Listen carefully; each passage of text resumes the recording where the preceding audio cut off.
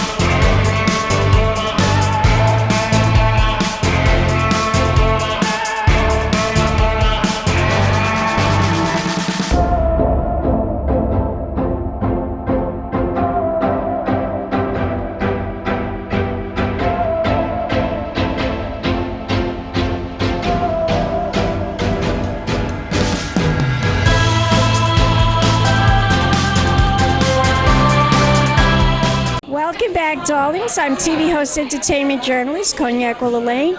We're here at the Maidstone for the Roundtable, and this is all the filmmakers talking about their fabulous films right here at the Hamptons International Film Festival. And I'm here with the filmmaker of his film. Introduce yourself to the camera. まず自分の自己紹介してください。私は日本からやってきました。ドキュメンタリーの映画を作っている伊藤と言います。Okay, I'm a documentarian who has been making documentary films. So far, 3 works in Japan. What is the name of your film? 名前はサイレントフォローアウトという映画を作っています。So I have made a film called Silent Fallout. Interesting. Tell us the synopsis of this film. 大体の内容を教えてください。短くですね。僕は放射能の問題にずっと19年間取り組んできてるんですけども、アメリカ全土が放射能で汚染している核兵器実験によってアメリカ全土が放射能を汚染していることをこのドキュメンタリー映画を通してアメリカの人たちに伝えたいと思っています。Okay, tell us what he said. Okay, I have been working with the situation that the land is exposed to radiation for about 19 years so far. And then through this film, I would like to tell all the people in the United States that this land of the United States is exposed to the radiation as well. Where's this land? Where is the land? The mainland of the United States. We're exposed to radiation. Interesting. Well, that figures. このアメリカ合衆国が放射能によって汚染されている。Being sarcastic. I'm being sarcastic. それはすごく自虐的なんですけども、そんなことになっているとはみたいな。Tell us what should we do about it? That we're filled with radiation here in the United States. What should we do about it? それについて私たちはどうしたらいいと思いますか？まず知ることです。アメリカの人たちは、アメリカには101個の核兵器が落とされています。これは実験のためです。それによってアメリカ全土が放射能汚染をしている。そのことをアメリカの人たちはまず知るべきです。Okay, so he described that in 1960s, 50s, and 60s there were about 101 nuclear bombs. I know. Right, and then probably not many people in the United States have not known about this. So it is very They important. were going off underneath the ground. I know that. They were doing it in the desert underneath the ground. That's right. And then anyway, he says it's very important for people to know about the facts. What can we do? それについて私たちは何ができると思いますか？まず、知ることです。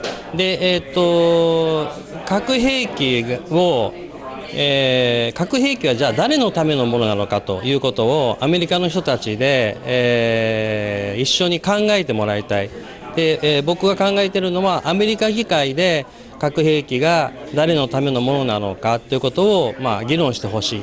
でそれについてはアメリカの人たちが自分たちの健康や命を差し出してその代わりに核兵器を持っているんだということ、このことを議論してほしいというふうに思っています。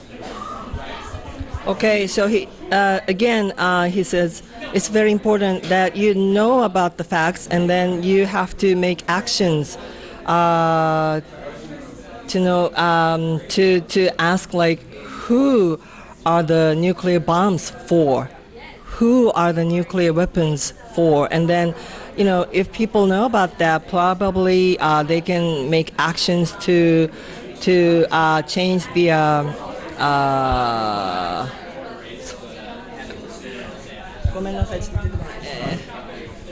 Don't worry, it's okay. We have to change the way the world is. Basically, that's what we have to do.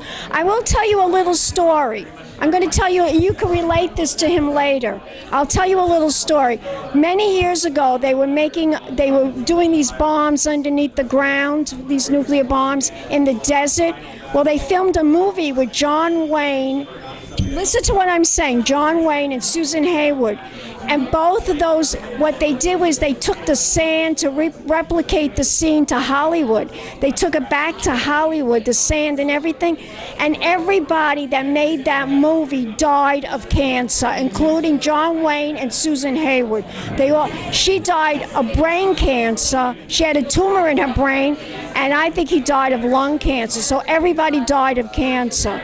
You could tell that what I just told you. You could tell that. Susan Hayward. Yes. ジョン・ウェインとかスーザン・ヘイワードがその映画を作るためにネバダとかに行って被爆してでガンス They took the sand. They took the sand back to Hollywood. They wanted to replicate the scene. They took the sand in the desert. And that's why they all died. ハリウッドにその砂を全部持ち帰ってセットを作ってっていうことをやってた。でそれでがんになったりしたっていうのはご存知でしたか？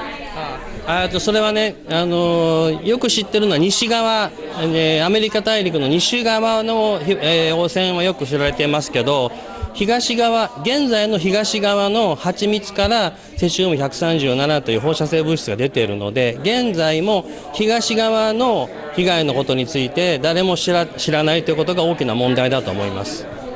Okay, so he says, probably people know that the west part of the United States is polluted, but the thing is, it's also serious in the east part of the United States because he has found out that the honey produced in the east part of the United States is also polluted with the cesium-137. I'm a survivor of breast cancer, and I believe that has something, that's probably why I got cancer. But listen, I really am very interested in this film. Tell my audience where we could go to find out more information. Is there a website? 彼女自身も乳がんになったりしたのでこういう問題ってすごく違うんですけれども、もっとこれについてウェブサイトとかすることがありますか？映画について。そうですね。もちろんまず映画を見てもらい、明日8日に映画が上映されるのでぜひ見てほしいんですけども、たくさんの方に見てもらって、でそれからウェブサイトとかでももうこれから充実していきたいなと思っています。今本当にアメリカでの活動が始まったばかり、映画を通しての活動が始まったばかりです。So I really would like many people to watch the movie anyway, and then we have just started our action here in the United States. So he says he hopes that as many people as possible will see it, and then we will make the websites and stuff. Is there a trailer for this movie? Yes, there is a trailer. Where is it on YouTube? It's on YouTube, yes. Tell us the name again. What is the name of the movie? Okay, Silent Fallout. Silent Fallout. Fabulous. Well, congratulations on having your film shown here at the Hamptons International Film Festival. Thank you so much for the interview. Thank you. Thank you very much. We'll be back with more interviews, darlings. Keep watching. Pink Champagne Kisses.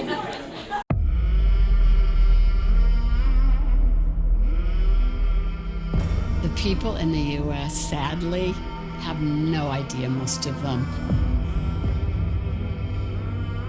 In 1951, nuclear testing finally began on the U.S. mainland.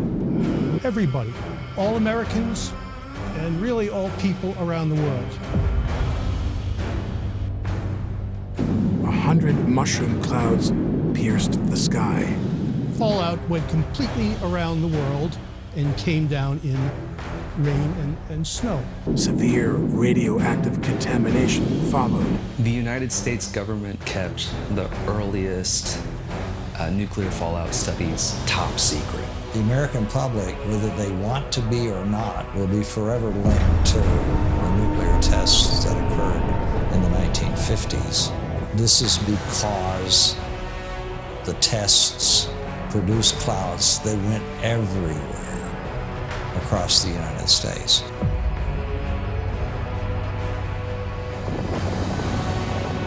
And nobody warned us. We never got a warning. Never got any warning. So the bombs that got us were the bombs of our own governments. It was a nuclear war.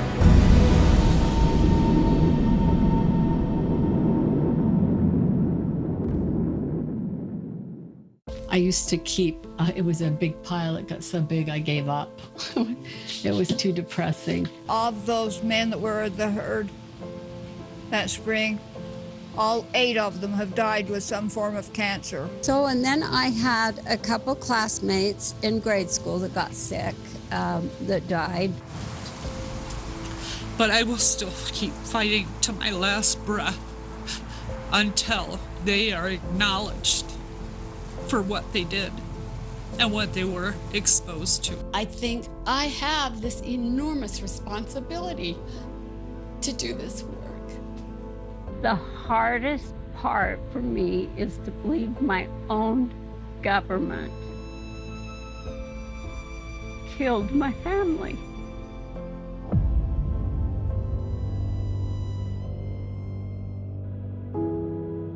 It was the women who stood up. People were wondering how much strontium-90 is getting into infants' diets. The only way to stop radioactive contamination was to prove that children were being exposed to radiation. So initially, in 1959, they asked for baby teeth from within a 150-mile radius of the city of St. Louis. I just don't think that's I was telling friends about it who are 20 years younger than I am, and they were like, really? That happened? I believe it was 1959, and I was 7 years old and went to school, and the teacher said there is this project that's going on, and they're requesting that children that have their baby teeth fall out. I only remember there was like a box, like a mailbox on the wall in the classroom. In my mind, the teeth went to the tooth fairy, and she did with them whatever she did. My mom would always send them in. And I can remember vividly the card that she filled out. She was concerned about, we kept hearing strontium 90. Well, my parents would have mailed it. Most mothers did. It was almost always the moms. Yeah, it would have been my mom. It's unique and cute, so anytime I open up that cabinet, I see it, and it makes me smile. So this is the original card and the original button from the project that I was sent in 1959. She has leukemia. Take her home and prepare for her to die. It was baby teeth that proved children's radiation exposure. There had been a 30-fold increase in strontium-90 uptake in children. November 1st, approximately 50,000 American women who described themselves as housewives and mothers went on strike in 60 cities around the country. And that was the article that was sent to President Kennedy's science advisor. And I answered the phone, and there was this pause and said, this is John Kennedy. Can I talk to your mom? President John F. Kennedy declared a halt to atmospheric nuclear tests. However, it came from nuclear testing, but it didn't come primarily from Nevada. So that is a misconception.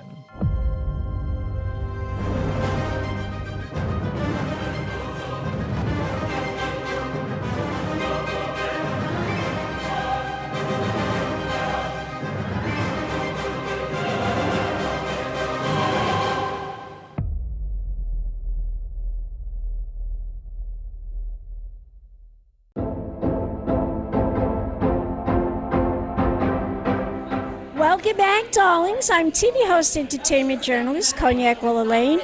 We're here at the Maidstone, and it's a very important event. It's the Hamptons International Film Festival at the Roundtable, and I'm here with another fabulous director, and he's going to introduce himself and talk about his film. Introduce yourself, darling. Sure. My name's Alden Ehrenreich. I wrote and directed a movie called Shadow Brothers Sunday. Shadow Brothers Sunday. Interesting title. Thanks. Tell us the synopsis of this movie. It's about the older brother of this young movie star who comes back to the family home on the day of the younger brother's movie premiere. And he's failed in his career. He's a kind of a failed musician, and he's back. Can't get the break, huh? He can't get the break, exactly. And he's back to steal the younger brother's computer and sell it to the paparazzi. Oh, wow, that's not nice. No, it's not. No, exactly.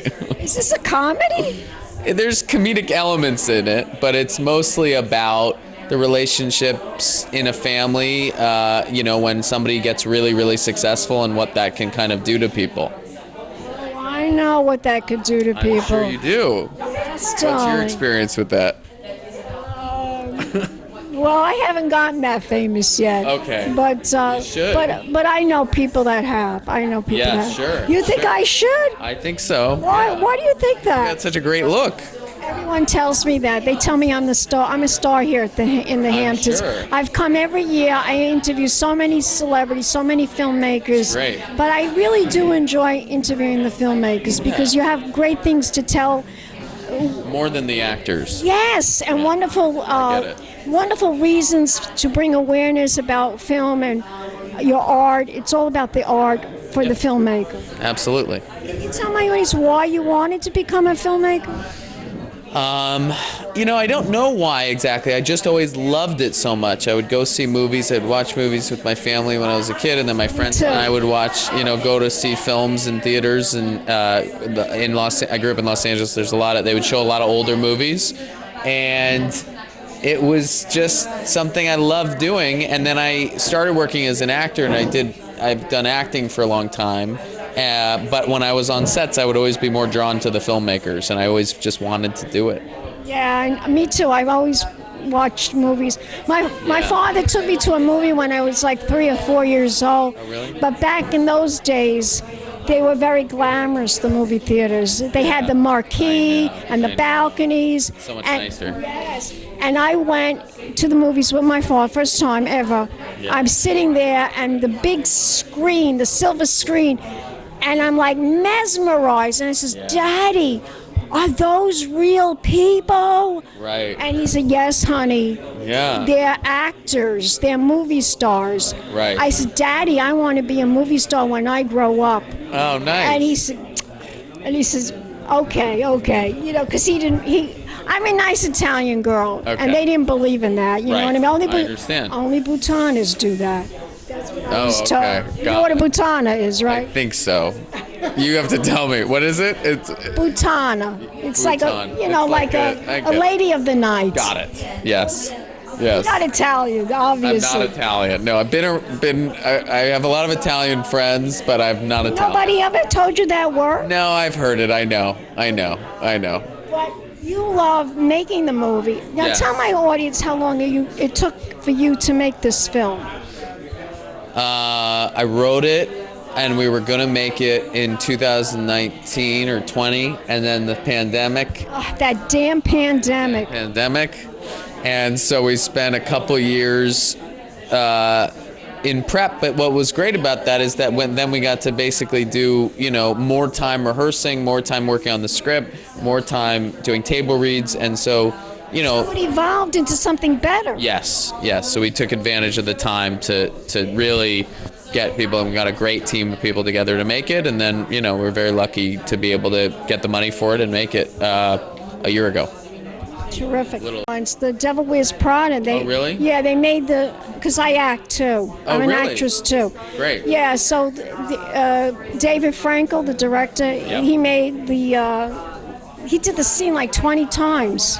Because the sound wasn't coming out. Yeah. And eventually they had to, they didn't even put that scene in the movie. 20 times they did it. Yeah. That's how it is when making a movie. Yeah. Do you have that a lot? Do you have those problems? Yeah, sometimes. Yeah, absolutely. I mean, I've done stuff, as an actor, you have a lot of times where you have technical issues. That's what people don't know very much about making movies, is just how technical it can be. In this movie, we had a big family group in the back, and so we mic them as much. I wish we mic'd them a little more, but you get a lot of different sound things, and it's really fun to work with sound and experiment with it. Absolutely. Yeah. So tell my audience, if we want to learn more information about this film, where can we go? It's called Shadow Brothers Sunday. Shadow Brothers Sunday. Yep. .com? No. Website? No, there's no website for the film. You would go to my personal Instagram, I guess, to see. Tell us that. Alden Ehrenreich, my name. Spell it. ALDENEHRENREICH. Fabulous. Is there a trailer? Yeah, there is a trailer. On YouTube? Vimeo? I think it's on YouTube. Hey, well, one more time your Instagram. Alden Ehrenreich. Gorgeous. Let's do an air kiss, darling. Mwah, mwah. We'll be back with more interviews right here in the Hamptons. Keep watching. Pink champagne kisses.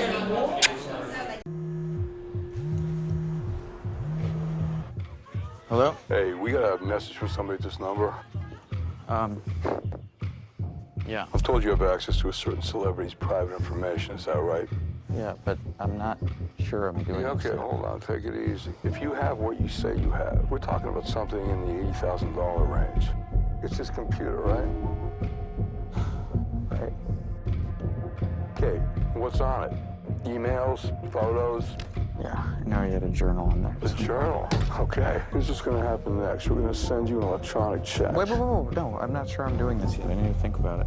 Well, I think fast if I were you. Okay. Movie doesn't open so well, it might be worth shit. Yo, Jacob! Text me at this number when you make up your mind.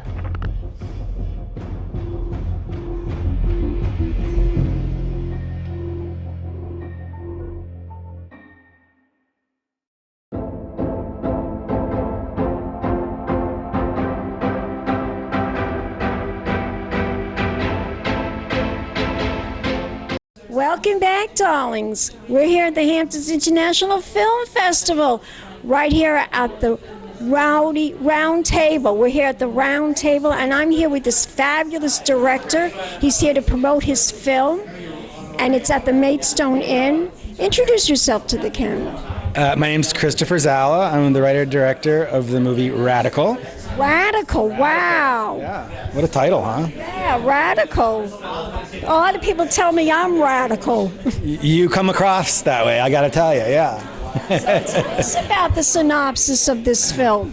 The movie's based on a true story that took place in 2012. It was the cover story of a Wired magazine article in Matamoros, Mexico, on the border, about a teacher who basically all he ever wanted to do in life was to be the teacher that he had that inspired him to want to teach, to connect and inspire kids. And he was a miserable failure. It wasn't working at all. The kids were disconnected. How sad. And he had a nervous breakdown. This is a true story. True story. And he decided in a kind of act of desperation, climbing out of this breakdown, to try something new and different. So he moved back to the trash dump, essentially, that he grew up in, and went to the worst, bottom of the barrel school, public school in the country. Went online and found a TED Talk that was promoting a new kind of education and learning, which is essentially child-directed education, which is to say that the teacher doesn't tell you what we're going to learn about. We decide what we're going to learn about today, every day. And in 1 year, took that class from the bottom of the country nationally to the very top, including one girl who got the highest score in the whole country. So in other words, the students decide what they are supposed to learn, not the school, not the learning facility. That's right. There is no imposed curriculum. This kid says he wants to learn about what makes this thing tick, and that's what we're going to learn about today. And it turns out that it was an extraordinarily effective approach. Imagine that we appeal to kids, initiate their introduction into learning in life by valuing them, by showing what curiosity and the joy of learning and discovery is all about. It turns out it's pretty effective. Amazing. Now, what made you want to make a movie like this? Well, to be honest, the movie was sent to me by Eugenio Derbez, who is the teacher. Who plays the teacher. You might remember him as the music teacher in Coda last year, which won the Best Picture. And Eugenio is the biggest movie star that has ever lived in Latin America. And, really? Yes, and he was actually in my first movie, which won the Grand Jury at Sundance in 2007. And he had said to me, someday, he's a known comic, he's a beloved comic. And he said, someday I'm going to find a drama and I'm going to call you. And he did. It just took him 15 years. And this was the project. They sent me this magazine article along with Ben O'Dell, producer, who was a classmate of mine at film school. And I just wanted to get the band back together. We'd made a great movie before, and to get this opportunity was something I wasn't going to pass up. And we went back to Sundance, and this time we won the Festival Favorite Award, which was the top rated audience award at the entire festival out of 111 movies. We were number one. Oh my God, that's terrific. That's really terrific. So you've submitted more films here at the Hamptons International Film Festival. Is this your first time? This is my first time. Oh, okay. That's right, yeah. First time in the Hamptons. What do you? Well, at the festival. Festival, okay. Yes. So, what do you think so far of the Hamptons International Film Festival? Well, I just rolled in. I've been here for about an hour, but it's looking good. I had coffee next to Alec Baldwin today, so that's a good start. It's a good start. I've interviewed him many times here at the festival. He's pretty impressive to sit next to him for coffee anyway. And I met some super cool younger filmmakers who had shorts previously at Venice or at Berlin. This year they're now having their North American premieres here. It's just very, very cool that this place is giving those kind of people that kind of platform. Did your film get distributed? Yeah, it's being distributed by Participant. It's opening October 20th in Mexico, where again, because of Eugenio Derbez, it will be an enormous movie. It'll be on 3,500 screens, which is a major wide release. And then it's opening here in the States on November 3rd. Do you have a trailer for the film? Yeah, it's online. You can find it. It's all over. On YouTube? Yeah, they're everywhere. Oh my God, that's wonderful. If we want to find out more information about this film, where can we go? Is there a website?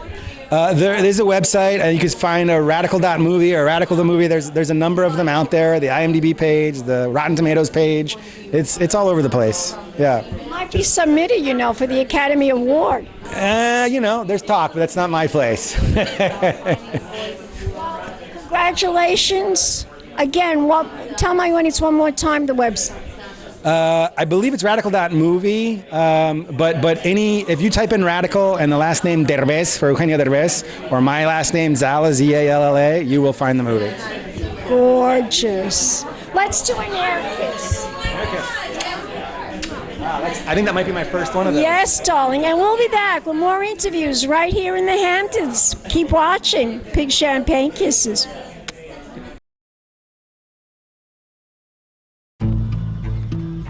Seguro todos saben. A pesar de que la primaria es obligatoria y gratuita,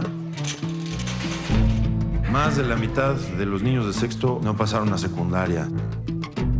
De acuerdo a la prueba, estamos en el mero fondo. Estamos fallando. ¿Cuál es su historia, profesor? ¿Usted pidió venir aquí? ¿Para qué? Pues, quizá estoy loco. ¡Órale, apúrense! No tenemos mucho tiempo. Pero, ¿qué les pasó a las bancas? No son bancas, son botes salvavidas. Y no están en el piso. Es el océano. Cada bote puede llevar solamente el mismo número de personas. Somos 23 y solo hay 6 botes. Ahí cuéntenle. ¿Listos? ¡Venga! 5, 4, 3...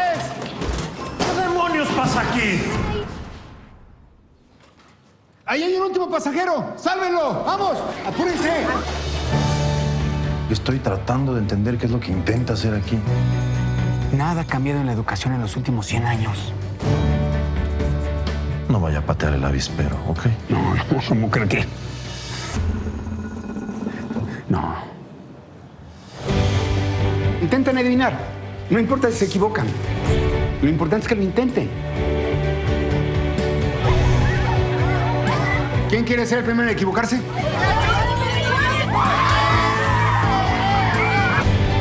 Lo que ustedes necesitan, lo que cada uno de ustedes necesita, ya lo tienen.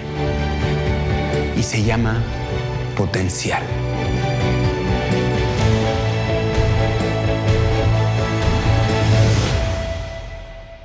Esta es la luz desenfocada, pero ¿qué pasaría si la enfocamos?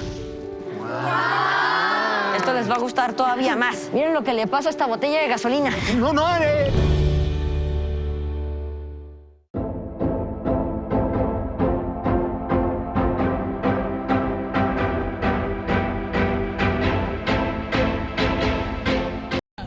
Welcome back, darlings. I'm TV host, entertainment journalist Cognac Wellerlane, and we are here at the Hamptons International Film Festival. And we're here at the lovely Maidstone Inn, the hub of everything when it comes to the Hamptons in East Hampton. I'm here with one of the filmmakers, and she is going to introduce herself to the camera.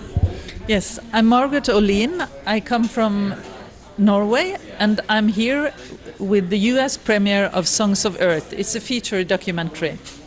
How fabulous. Now tell us a little bit about Songs of Earth. What is this film about, this documentary? Yeah, this is a film about nature, man's deep connection to nature, that we belong to nature.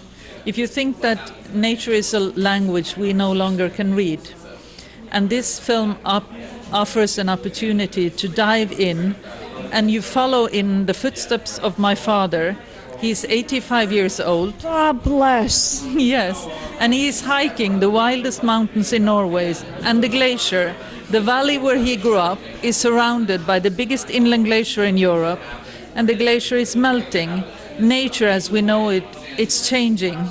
Yes. Unfortunately. Yeah, but instead of making another film that might scare people, or I wanted to make a love letter to nature and to my parents. The family has been living in this valley for many years, like hundreds of years. And they have been living in balance with nature to survive in this area, because the nature, it's beautiful, but it can also be very harsh, you know. So I truly believe that we can manifest our destiny and manifest the climate, and hopefully that can help us change the way things are. If we believe that things will get better, I believe that we could do that. Yes, we need to give nature a voice. And in every decision made, locally and globally, nature has to be given a voice, like a double voice. But this film is an opportunity for you to, it's like it's meditation, that you, we invite you to be outside, but being outside is really to go in. Going out is going in. Because deep within we all carry the knowledge that we are a small part of a bigger whole. Yeah. So it has been really inspiring to screen this film. Especially here in the Hamptons. Yes, yes. It had its world premiere at CPH Docs in Copenhagen. It's a documentary film festival. And then it went as the opening film in Krakow in Poland. And it was in Tiff in Toronto. And now the U.S. premiere is Toronto Film Festival. That's a very impressive film festival. I've never been, but I've heard it's very impressive. It is. You should go. Yeah. I'd love to go to the Toronto Film Festival.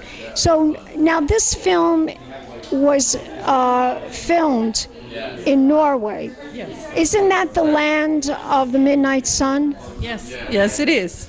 Yeah. Is that really true? I mean, the sun is out until midnight? Yeah, it's true. Wow. Yeah. Yes. So you get a suntan up until midnight. Yeah, you can. You can. Yeah. But this film, Norway chose this film as its candidate in the category Best International Film Feature. I will say that again. Nature chose this film as its candidate to run in the category Best International Feature.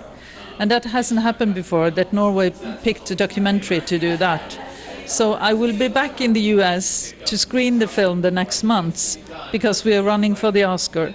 I hope you get the nomination. I hope you do get it. Yeah. Well, this being here also is a direct route to the Academy Awards.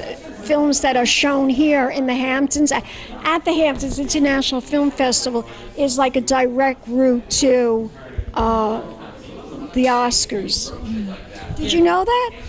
Yeah, I know that Hamptons is a prestigious film festival, and there are a lot of good films screening here, and it's a hard competition, but I'm very grateful that we are here and that they selected the film. Very happy about that. Yeah. How long did it take you to film this documentary? I am following the seasons, so we have been walking with my father through 1.5 years, because we started in spring, summer, autumn, winter, and then a new spring, because we started and ended with hope. And after every winter there is a new spring. So it's a film also about life is bigger than death. We do not end in winter, we end with a new spring. That's very true. Or some people like to say we end with the autumn. With the autumn is like the end. Or even winter, I guess, because that's when everything dies, in the autumn. Interesting, interesting. And now, do you film this, I would think, in the countryside?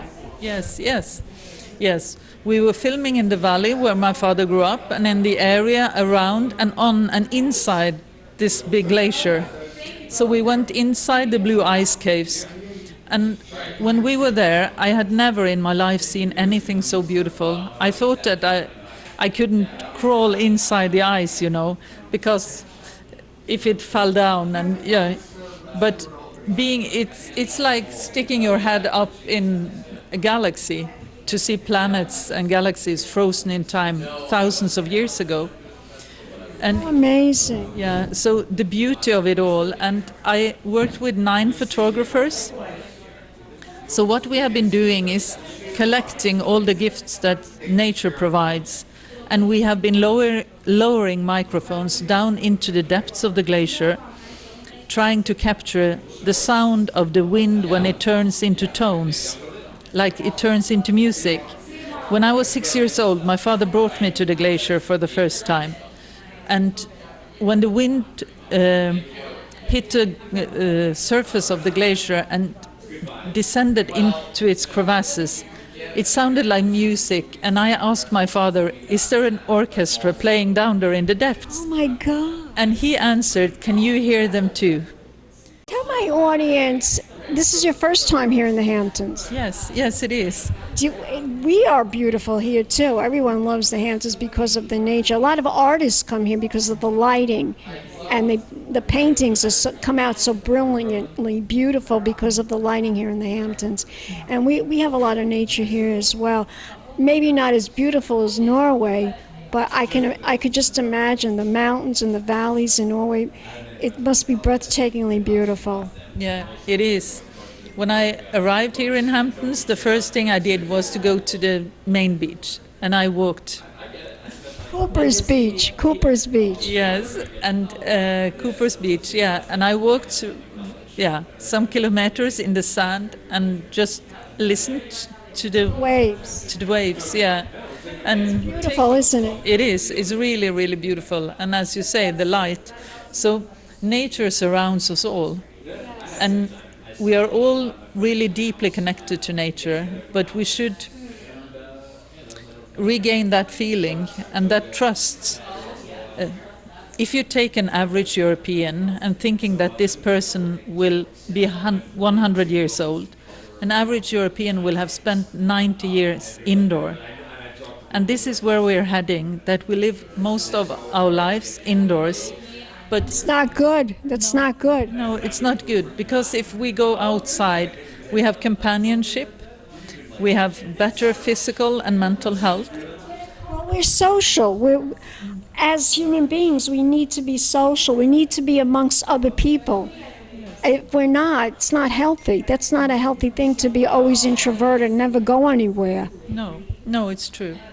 But also to be in the quiet and ease that nature provides, to be with yourself, and that to meditate. Yeah, to meditate. And being outside, being in nature is a form of meditation in itself. Like that you feel. No, I go to the beach every day. I know it. Yes, I do. I live across the street from the ocean. Yeah. So this is a fascinating subject, a fascinating movie. Is there a website for this movie? You will find a lot of info and news about the film on my website. It's margretholin.com. Yeah. Fabulous. Is there a trailer? Yes, there is a trailer, and... Is it on YouTube?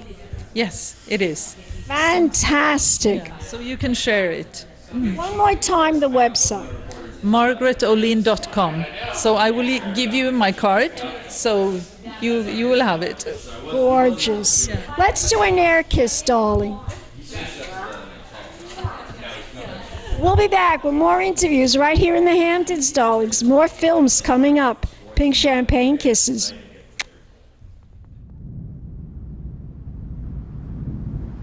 Helt siden jeg var lita. Jeg lengta etter å gå i dine fotspor.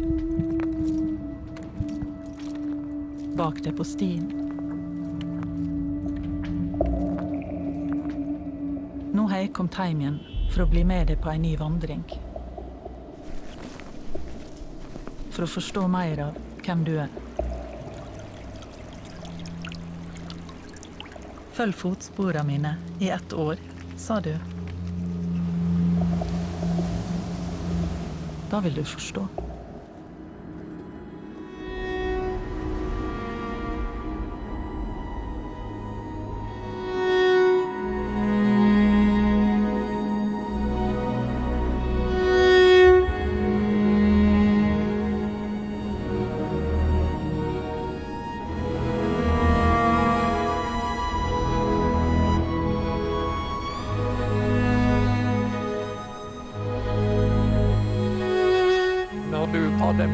Ser deg om, så får du en følelse av at du er liten i en stor verden.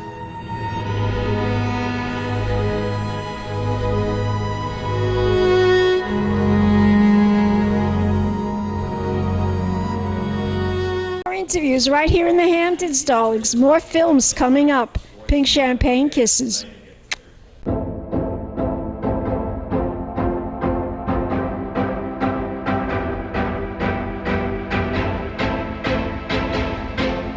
Film Festival is heartfelt and sincere and is more about artistic integrity. It's just wonderful being here. Just excited to be around these other wonderful actors and so much talent. I feel really fancy. I've never been before. I feel like they're going to find out I'm from Maine and kick me out. This is an important film festival because it gives us a chance to see the world through other people's eyes. Everyone said, "Oh, you're an overnight success." Well, I'd been acting for 9 years. That was one long night. Please join me in welcoming back Maggie Gyllenhaal, Edward Norton, Rob Reiner, Margreth Olin. Ladies and gentlemen, Laura Dern. Marty Scorsese and I did a surprise conversation on that very first year of the festival. This is about watching films the way they were meant to be viewed. Every time you come to the festival in the fall, everybody has a good time. It's a great, great, great weekend for everybody.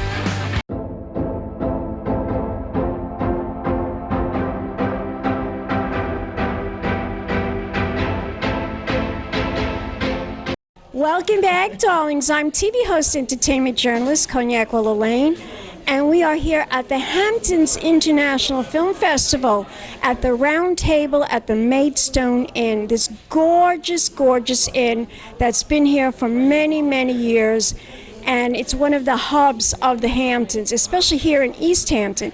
And I'm here with this fabulous director of a film that I'm so glad he is the first person to be interviewed, from Ex-Husbands.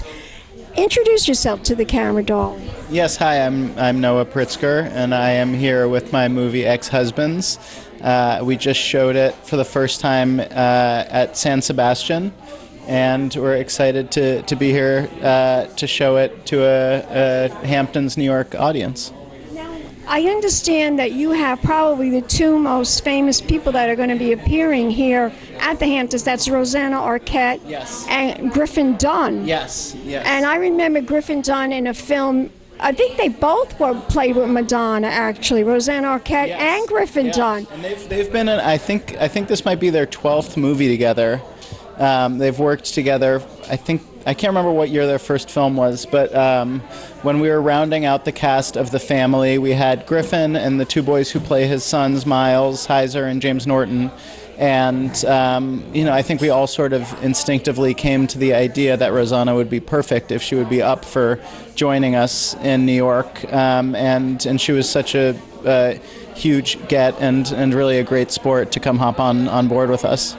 Terrific. Now tell us a synopsis of this film, Ex-Husbands. Yes. It's an interesting title. Thank you.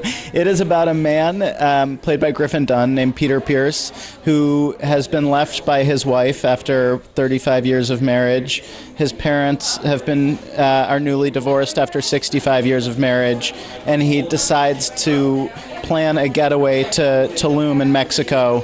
And pretends to not know that his sons will be there that same weekend for a bachelor party. So he is sort of, a man in crisis who is crashing his son's bachelor party and, wanting to be near his sons and one of the guys and around family.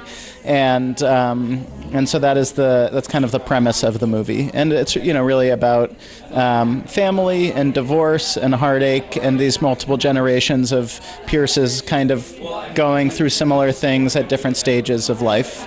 Griffin Dunne, he plays the part? He plays the father. Yeah, he plays the father. Rosanna Arquette, she plays his soon-to-be ex-wife, his ex-wife. We see a lot of fighting in the film. There is not a lot of. They have confrontations. I should say confrontations. There are a few confrontations between Griffin's character and Rosanna's character. Although I think Rosanna is in the movie much more mature than Griffin's character, and so I think she is ready to kind of move on in her life and unwilling to kind of take the bait. I think Griffin's character would be much happier to still be in it, fighting and hashing it out. So they are really both the stars of the film. Griffin is the star. Rosanna is in a supporting role, and the boys, Miles Heiser and James Norton, are kind of the co-stars alongside Griffin. Is this like a dark comedy? Yes, I would say it's a comedy. I don't know that I would say it's a dark comedy. I think it's a comedy with some sort of sad and melancholic themes and moments. See, now what made you want to make a movie like this? I started writing it around the time that I, was in probably my late 20s, early 30s, and was thinking about, what adult life, family life would look like for me, and having experienced parents who divorced, kind of wondered what that looked like, what commitment meant to me, and so that was kind of the jumping off point for it. And then I was helping plan my brother's bachelor party, and my father was eager to join, and he was not invited. But that became a kernel of this idea of what it would look like if he had shown up. And I was excited to make this movie that has a premise that kind of seems like it would be one type of a movie like The Hangover, but is actually a very different portrait of men than kind of the more Hollywoody version of it. And I would think so. Did it take you like a long time to film this movie? It did. Well, it took a long time to come together. We were waylaid primarily by the pandemic, and so that kind of delayed. Screwed everybody up. That screwed everyone up. I saw that coming. And then we were in Mexico for a few months, and then came back. We shot in Mexico for about a month, and then came back to New York and shot in New York for a week. Yeah. Is this your first time showing a film in the Hamptons? This is my first time screening in the Hamptons, yes. Yeah. Wow. Yeah. But you've been here before. I've been to the Hamptons before, but I've never gotten to show work here. And I've seen movies at the Sag Harbor Cinema, and it's a beautiful... Oh, I know. I think they just did an amazing job, renovating it. And so it's a treat to get to Yes, they did. I interviewed Stevie Nicks in that theater. Oh, wow. Amazing. Hamptons International Film Festival. Yeah. So I'm excited to go get to show work in that theater, and to be out here is a treat. Will I see Rosanna Arquette today? You will if you come to our screening. She'll be there. We'll be there. We'll be there. I'm hoping to get an interview, a real quick one with her. Yeah. She'll be there on the red carpet. Yeah. Love to talk to her for 2 minutes, and maybe even Griffin Dunne if I can get it. You'll be able to get them if you're there. They'll both be there. I'm going to try to get both of them. Yeah. Well, that's wonderful. I'm so thrilled for you. Congratulations on showing a film here at the Hamptons International Film Festival. Now, I want to ask you, why do you think the Hamptons International Film Festival is so special? I think I think people love to go to a festival that also happens to be in a place that they would want to spend time anyways.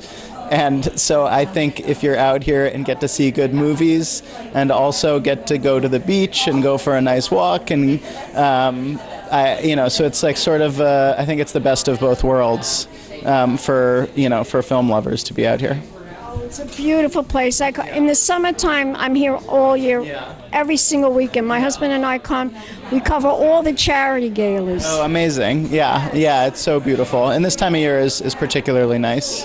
Tell my audience, where can we go to learn more information about your film? Well, at the moment, we are doing a festival tour. And there will be more news soon, hopefully, on our distribution plans. Do you have a website? We do not have an active website. What about Facebook and Instagram? Some people put it on that.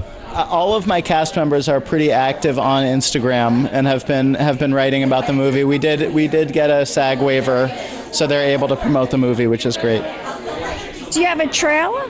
We do not have a trailer. We have a poster, and we have a trailer coming soon. Because I'd love to use the trailer in this interview. Yes, I can. We can definitely get you a poster. Yeah. Sounds wonderful. Well, congratulations on showing your film here at the Hamptons International Film Festival, darling. Thank you. I wish you all the luck. When is the release date of the film? Right now we're doing a festival tour, and then we're seeking distribution, and so hopefully there will be news on that front soon.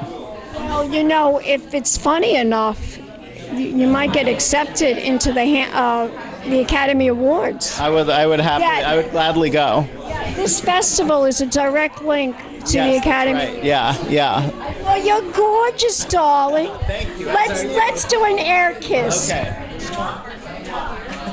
And don't go away yet. Don't go away yet. We'll be back with more interviews coming up, darlings. Pink champagne kisses.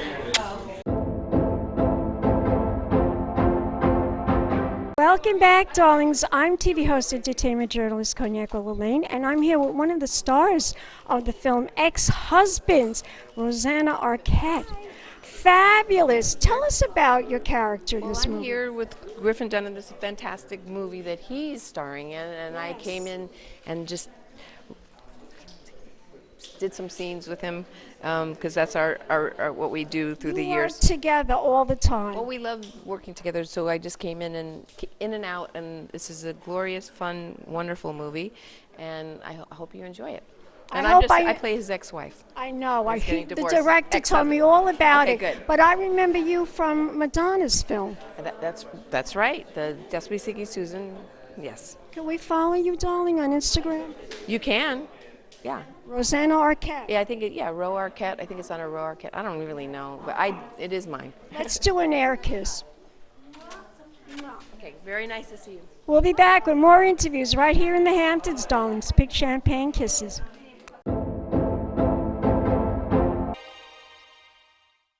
Welcome back, darlings. I'm TV host, entertainment journalist Cognac Wellerlane. I'm here with Griffin Dunne, the star of the film. So tell us about your character in this movie. Well, I'm a father and a son. I'm the son to Richard Benjamin, the legendary Richard Benjamin, which is a great pleasure, and I'm the father to Miles and James, their character, and I'm having a divorce.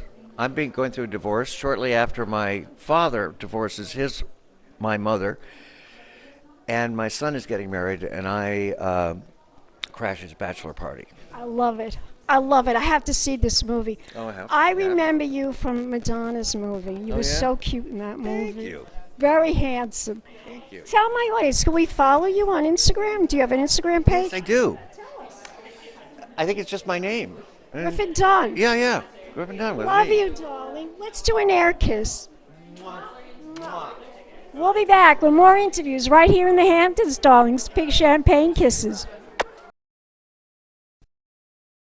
Hello, darlings. You've all heard of Marilyn Monroe. Some of you know Bridget Bardot.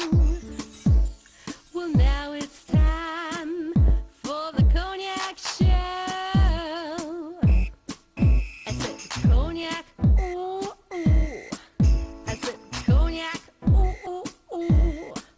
I'm a bubbly blonde, fabulously dressed to impress. One of a kind girl. I was brought into this world wrapped up in pearls. I love to mingle, though my husband reminds me I'm not single.